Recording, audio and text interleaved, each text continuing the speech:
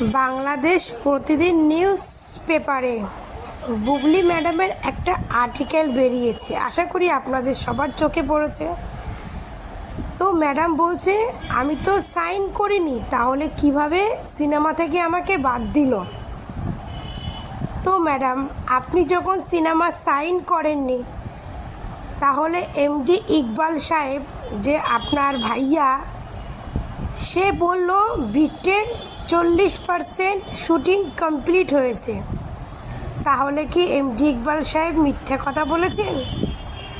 আর মায়া cinema, মায়া লাভ 2 যেটা second part বেরোবে, সেই সিনেমার ডিরেক্টর বলেছে সেই সিনেমার 70% কমপ্লিট হয়েছে, আর কিছু পার্সেন্ট বাকি আছে, সেই শুটিং শুরু করবে, যার জন্য আপনাকে খোঁজ করছে, কিন্তু আপনার নিখোঁজ, আপনার কোনো খোঁজ পাচ্ছে না। তাহলে কি এই ডিরেক্টরও মিথ্যা কথা বলেছে?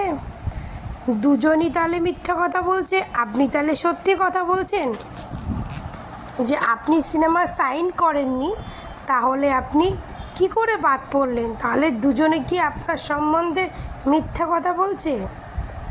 তাহলে এখন আপনার সম্বন্ধে সবাই ষড়যন্ত্র করছে, আপনি ষড়যন্ত্রের শিকার হচ্ছেন। আপনি জনগণকে অতটা বোকা ভাববেন না, জনগণ অত বোকা নয়, ঠিক আছে? জনগণ সব জানে। দুটো সিনেমায় আপনি সাইন করেননি, অথচ সেই সিনেমা থেকে আপনি বাদ পড়ে গেছেন, যে সিনেমার অর্ধেকের বেশি শুটিং কমপ্লিট হয়ে গেছে। ঠিক আছে ম্যাডাম, তো আপনি এই মিথ্যে কথাগুলো এবার একটু বন্ধ করুন। ধন্যবাদ।